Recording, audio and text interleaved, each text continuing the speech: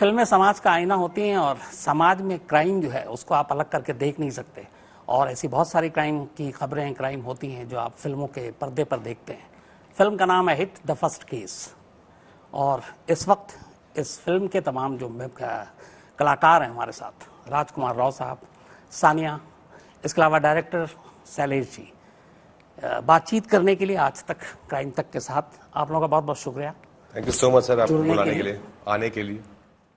नहीं, आपका शुक्रिया। और वैसे भी आपकी अदाकारी के बहुत सारे फैन हैं दुनिया, मैं भी उनमें से एक हूँ। Thank you. मैं भी आपके, जिस तरह से मैं आपको बता रहा था पहले, बहुत सालों से आपका प्रोग्राम देख रहे हैं। जिस तरह से आप पेश करते हैं, आपकी जो भाषा पर पकड़ है, जो सहजता है, वो बहुत कमाल है। शुक्रिया दिल से। राजकुमार साहब, पहली चीज़ यही, फिल्म का नाम एक तो हिट या फिर इसको HIT करें, दोनों में क्या है? ये HIT है। HIT हिट क्योंकि एक थोड़ा इजी है लोगों को समझने में कि क्या फिल्म आ रही है, हिट फिल्म आ रही है। ऐसे होमिसाइड इंटरवेंशन टीम डालेंगे तो लोगों को ज़्यादा समझ नहीं आएगा, तो उसका शॉर्ट फॉर्म हमने हिट रख दिया है कि यार अरे 2 हिट फिल्म की टिकट देना तो अच्छा लगता है बोलने में। तो पहले से आपने नाम ऐसा रखा कि ऑलरेडी हिट ही है। हमारे लिए तो हिट है क्योंकि हमने तो फिल्म देखी है, हमें बेहद पसंद है। और जैसे कि अब हम बात कर रहे थे, कल हमने दिल्ली पुलिस के काफ़ी सारे ऑफिसर्स के लिए स्क्रीनिंग रखी थी रात को, और बहुत ही अच्छा रिस्पांस आया। जिस तरह से वो जेन्युइन रिएक्शन थे उनके कि तो एकदम आपने सच्चाई दिखाई है। ऐसे ही होता है, जो डिपार्टमेंट होता है, ऐसे ही केसेस स्टडी होते हैं। ऐसे ही बहुत सारे ऑफिसर हैं जो पर्सनल भी अपना ट्रॉमा कई बार कैरी कर रहे होते हैं। तो आई थिंक उनका फीडबैक देखकर काफ़ी और ज़्यादा लग रहा है कि हाँ, हिट ही है। हिट द फर्स्ट केस, ये पहला केस है क्या? पहला केस एक लड़की है प्रीति, जो एक हाईवे से गायब हो जाती है, और उनके जो पेरेंट्स हैं ऑफकोर्स काफ़ी वरिड हैं नेचुरली। तो कैसे फिर प्रेशर आता है कि उनको ढूंढना है, तो फिर इस डिपार्टमेंट का जो बेस्ट पुलिस ऑफिसर का जिसको दिया गया है ये, वो मुझे दिया गया है, तो मैं आता हूँ इस केस को सुलझाने। और मेरा किरदार ऐसा है विक्रम जयसिंह, जो खुद भी, उसकी अपनी पर्सनल बैटल्स भी चल रही हैं। उसका पास का एक ट्रॉमा है जो बीच बीच में कभी ट्रिगर हो जाता है, और स्पेशली जिस काम में है वो, जिस नौकरी पेशा में है, उसमें ज़्यादा हो जाता है। लेकिन वो केस में घुस जाता है, और एक बार जब वो घुस जाता है तो बहुत ही जज्बे से काम करता है, फिर उसके अलावा उसे कुछ दिखता नहीं है। और इस फिल्म में मैं और सानिया, जो नेहा का किरदार निभा रही हैं, वो फॉरेंसिक एक्सपर्ट हैं।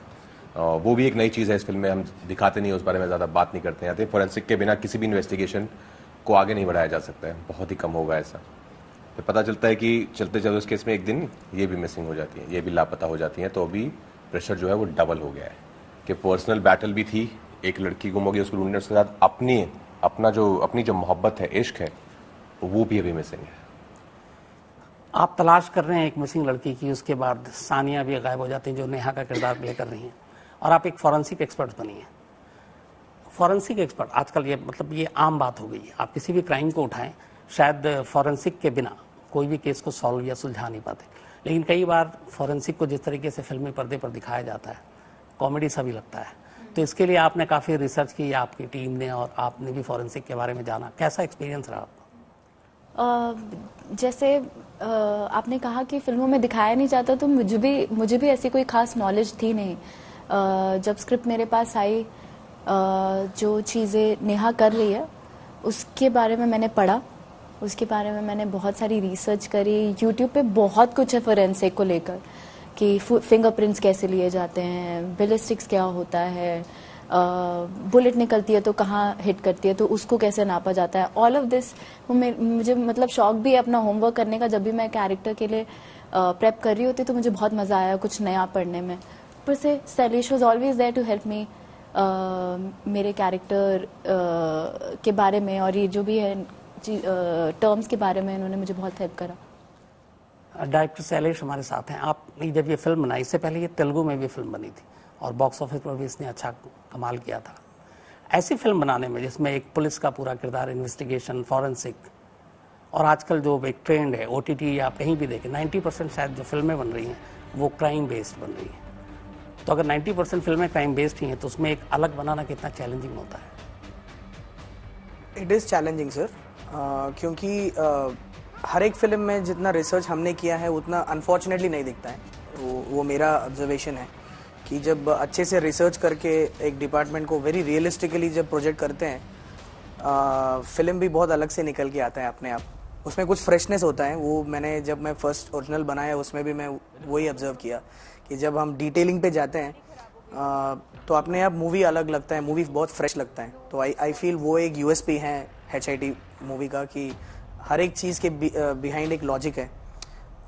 फ्रेम पे कुछ इक्विपमेंट नहीं दिख रहा है तो वी मेड श्योर दैट वो इक्विपमेंट सही में वैसा ही दिखेगा, लाइक वी रेप्लिकेटेड इट। सो इतना रिसर्च गया है तो मुझे लगता है कि बहुत फ्रेश लगेगा लोगों को। जिस तरह की ये फिल्म है राजकुमार, उस तरीके से बहुत सारे कि आपने केस ये सुलझाए मिसिंग एक लड़की की अपनी लाइफ में भी, और आप जहाँ से बिलोंग करते हैं, आप गुड़गांव उस जमाने का, आज का गुरुग्राम, वहाँ पैदा हुए, दिल्ली यूनिवर्सिटी से आपने पढ़ाई की, तो ये पूरा जो एरिया है क्राइम केसेस आम बात है एक आम लड़के के लिए, नौजवान के लिए जब वो बड़ा होता है तो बहुत सारी चीज़ें, बहुत सारे क्राइम से आपका भी वास्ता तो पड़ा होगा, या ऐसी खबरों या ऐसे लोगों के बीच से तो कोई ऐसी क्राइम से जुड़ी हुई कोई आपकी ऐसा फर्स्ट हैंड नहीं पड़ा है, पर हाँ आसपास बहुत ही खबरें सुनने को मिलती थी कि उस गांव में ये हुआ है और आज एक डेड बॉडी मिली है सदर बाज़ार में। मुझे याद है बहुत छोटा था मैं एक बार, और ऐसा एक डेड बॉडी हमारे सदर बाज़ार करके एरिया है गुड़गांव में, और वहाँ पे सब बात फैल जाती ना आग की तरह कि सुबह सुबह एक डेड बॉडी थी। और मैं बहुत आई थिंक कितना 12-13 साल का रहूँगा, तो क्यूरियोसिटी थी कि क्या हुआ है, कुछ हुआ है, क्राइम हुआ है। तो हम भी बच्चों के ऐसे पहुँच गए थे 3 जब हम भाई सब सारे देखने, तो वो सीन जो है वो विजुअल मेरे दिमाग में है आज तक भी, क्योंकि बहुत डिस्टर्बिंग होता है। तो आई थिंक तो अभी जब बातें समझ आई हैं तो लगता है कि बहुत ही चैलेंजिंग है ये काम। हमारे जो पुलिस ऑफिसर्स जो काम कर रहे हैं, जितने भी क्राइम सुलझा रहे हैं हमारे ऑफिसर्स, क्योंकि दिन रात इसी के बीच में रहना, इन चीज़ों को समझना, इनके साथ अपनी नौकरी पेशा में दिन बात करना 24 घंटे आसान नहीं है। आई थिंक वो इसलिए इस फिल्म में एक बहुत अच्छी बात जो है कि हम मेंटल इलनेस की भी बात कर रहे हैं कि मेंटल हेल्थ कितनी इंपॉर्टेंट है। तो कई बार ऐसा हो सकता है कि आप किसी केस में या पर्सनल लाइफ में आपने ऐसा कुछ हो जाए जो आपको मेंटली बहुत डिस्टर्ब कर सकता है। जो हम इस फिल्म के जरिए बात करना चाह रहे हैं कि अगर आप किस पुलिस वाला है तो ऐसा नहीं कि सिर्फ वो माचो ही होगा, वो जाके 20-30 लोगों को मारेगा ही और सिर्फ हीरोइक ही होगा, वो अलग जॉनर है, वो भी है। लेकिन आम जिंदगी में पुलिस वालों के भी अपने प्रेशर होते हैं, उनकी भी कई बार हो सकता है कि कुछ स्ट्रेस चल रहा हो लाइफ में जो पर्दे पर नहीं आता है। तो through our film we are trying कि ऐसा एक कॉन्वर्सेशन स्टार्ट हो। जितनी रिसर्च के बाद शैलेश ने आई थिंक ये स्क्रिप्ट लिखी है, कहानी लिखी है, किरदार लिखे हैं। आई होप कि आगे भी लोग ऐसी फिल्में बनाएं, ऐसी कहानियाँ कहें जो रियलिटी के बहुत करीब। मेंटल हेल्थ की भी बात हो रही थी और आपने ये फिल्म में किया जिस तरीके से एक फॉरेंसिक एक्सपर्ट का भी। मैं यहीं पे थोड़ा सा क्राइम का डिफरेंट बात करता हूँ। आप एक एक्ट्रेस के साथ साथ एक लड़की भी हैं और ख़ासतौर पे इस वक्त दिल्ली में भी बैठी हैं। दिल्ली में क्राइम अगेंस्ट विमेन या महिलाओं की सुरक्षा को लेकर बहुत बातें होती हैं। इस वक्त इस देश में खासतौर पर विमेंस के लिए, महिलाओं की सेफ्टी सिक्योरिटी के लिए आपको क्या लगता है कि बिल्कुल ठीक है या बहुत कुछ होना चाहिए?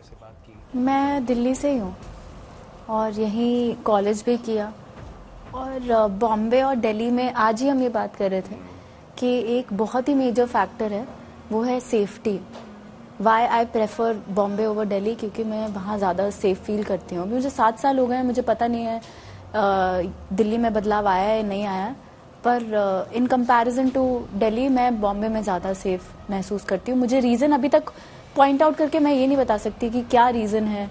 7 साल पहले तक आप दिल्ली में थी, कभी दिल्ली में आपके साथ कोई ऐसा एक्सपीरियंस? बहुत, मुझे नहीं लगता कि दिल्ली भी या किसी भी शहर में, मुझे नहीं लगता कि ऐसी कोई औरत होगी जिसके साथ कुछ ईव टीजिंग या कुछ ना कुछ ऐसा ना हुआ हो। बहुत ही सैड बात है। घूरना अपने आप में एक जिस तरह से घूरा जाता है वो अपने आप में एक मतलब बहुत ही आपको डिस्टर्ब कर सकता है।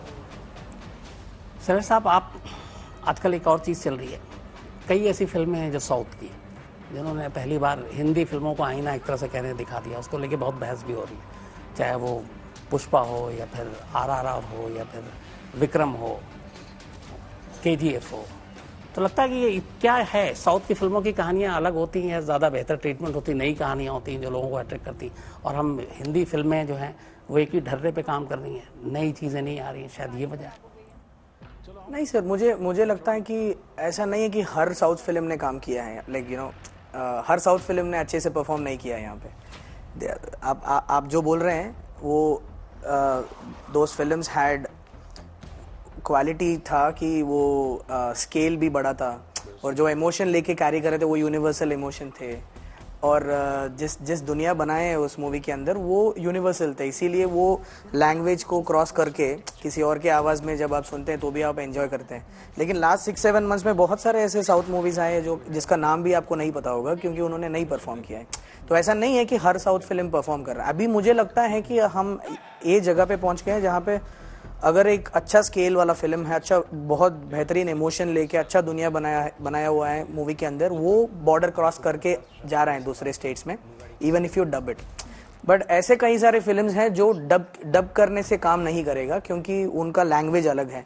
व्हेन आई से language I don't mean the भाषा, आई मीन टू से जो कम्युनिकेट कर रहे हैं, जो टॉपिक कम्युनिकेट कर रहे हैं या जो स्केल पे हम कम्युनिकेट कर रहे हैं, it need to be recreated. जैसे मुझे लगा कि hit movie can not be dub, like dub में आप देखेंगे शायद 30-40% मेरा विजन आप तक पहुंचेगा। मुझे लगा कि इस movie because it's an informative thriller, इसमें बहुत सारे प्लॉट पॉइंट्स जो हैं ये कम्युनिकेशन पे जा रहे हैं। अगर आप ये सबटाइटल्स के साथ देखेंगे या किसी और के आवाज़ के साथ देखें तो मेरा विजन आप तक नहीं पहुंच रहा है, मुझे ऐसा लगा। तो some movies have to be recreated, I feel some films will perform well when they are dub. अच्छा मूवीज देख रहे हैं लोग आजकल, ये बहुत अच्छी बात है। आपको लगता है कि कम से कम इस बहस से एक चीज़ तो हुई है कि अब क्वालिटी, अच्छी कहानियाँ, अगर मैं हिंदी फिल्मों की बात करूँ और साउथ है, आप कितना इससे एग्री करते हैं? ऐसा नहीं कहते, क्वालिटी हम बहुत सालों से 100 साल इधर बहुत बहस चल रही है इस बात को लेकर आजकल। आई थिंक मुझे लगता है कि एक, आपको भी पता है, आपने मुझसे ज़्यादा सिनेमा देखा है, ये एक फेज आता है। मुझे लगता है हर 7-8 साल में सिनेमा बदलता रहता है। पहले हम लोग स्विट्जरलैंड जाया करते थे गाने शूट करने बड़े बड़े स्केल पर, वो एक फेज चला, एक दौर था जब लोगों को, हर कोई यही चाहता था कि चलो स्विट्जरलैंड में हमको बर्फ़ के पहाड़ों में देखना है अपने एक्टर एक्ट्रेसेस को। फिर एक दौर आया जहाँ पर हम स्मॉल टाउन फिल्में बनाने लगे, तनु वेट्स मनु, बरेली की बर्फ़ी, जो आनंद सर ने शुरुआत की थी। फिर जिसको देखो वही स्मॉल टाउन फिल्म बना रहा था और फिल्में अच्छा भी कर रही थी। फिर होता है अभी दौर आ गया है कि थोड़ा लार्जर देन लाइफ हो, थोड़ा ऐसे हाई स्पीड में चल रहे हैं और 10 लोग गिर रहे हैं, ये भी एक दौर है। तो आई थिंक सिनेमा बदलता रहता है, which is great. I think एक ही चीज़ बनती रहेगी सालों साल तो बोरिंग हो जाएगा।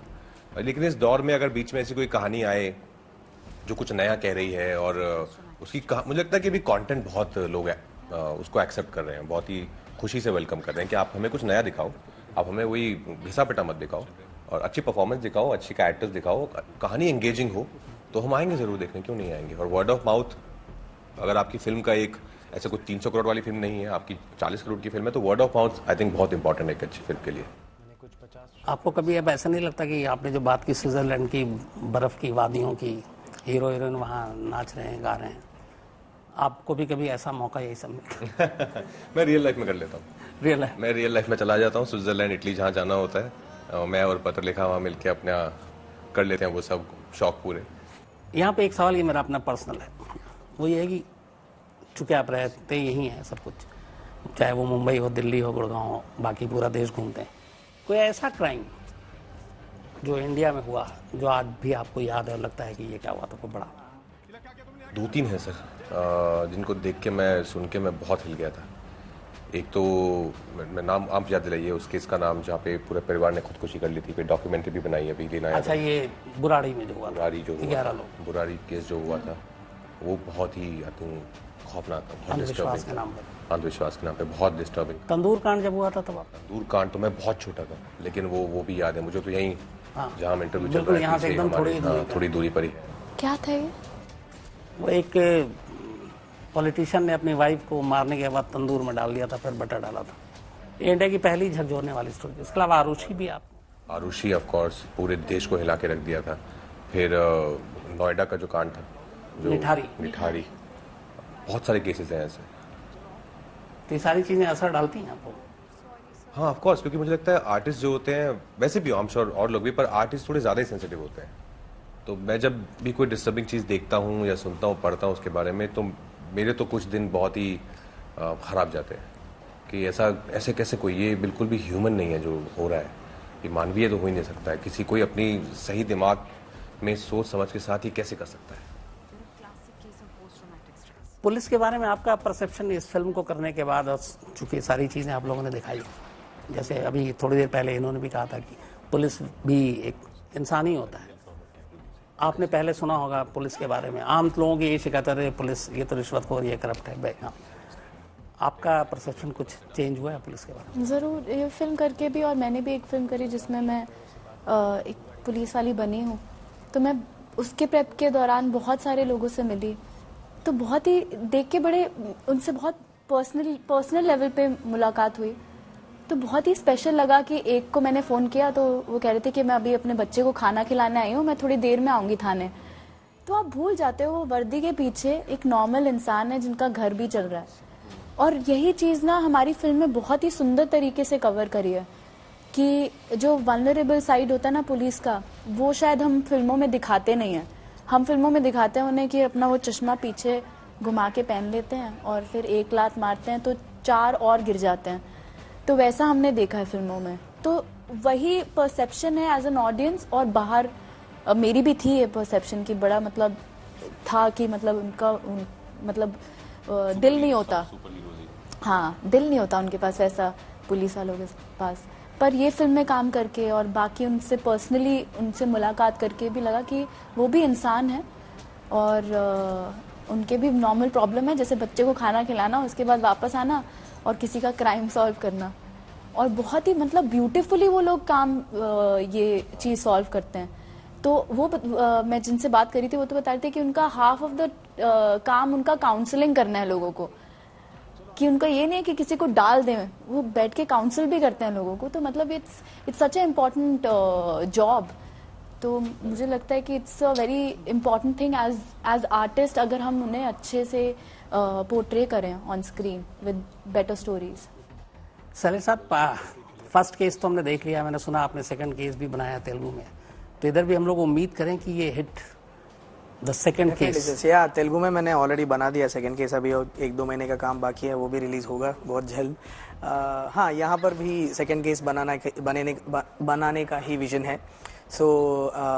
लेकिन वही रोड मैप अलग रखना चाहता हूँ मैं कि तेलुगु में जो फ्रेंचाइजी बन रहा है उसमें अलग अलग ऑफिसर्स इंट्रोड्यूस होंगे, लेकिन हिंदी में ऐसा बनाना चाहता हूँ जहाँ पर राजकुमार भाई और सानिया के साथ ही ट्रैवल करना चाहता हूँ, because character based franchise develop करना चाहता हूँ इसमें। जैसे हुआ इससे पहले भी, लाइक फॉर एग्जांपल भूल भुलैया भी आप देखो, when it started it was all, first part was all remakes, but then once it started every language had their own take, हर एक लैंग्वेज में अपना टेक लेके बना रहे थे कि अपना अपना सीक्वल बना रहे थे। सो ऐसा ही करना चाहता हूँ इसमें। तो या सेकंड केस भी बनेगा, थर्ड कहानी अलग होगी इस बार, कहानी अलग होगी क्योंकि इस बार हिंदी में यही हम बात कर रहे थे, यही प्लान है कि जो यहाँ की कहानी होगी, जो तेलुगु में सेकंड केस है और यहाँ पे जो हम इंशाल्लाह बनाएंगे, तो कहानी बहुत अलग होगी। बहुत बहुत शुक्रिया आप तीनों का, और वाकई अच्छा भी लगा बातचीत करके, और फिलहाल इतना, बहुत बहुत शुक्रिया।